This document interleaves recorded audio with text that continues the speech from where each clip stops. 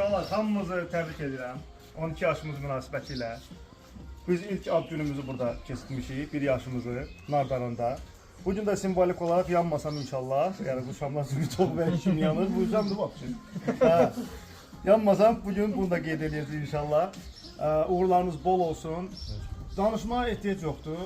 Gözü olan, beyni olan hər kəs artıq bizim nailiyyətləri görür, özümüz də görürük və özümüzdən az da olsa fəxr edirik.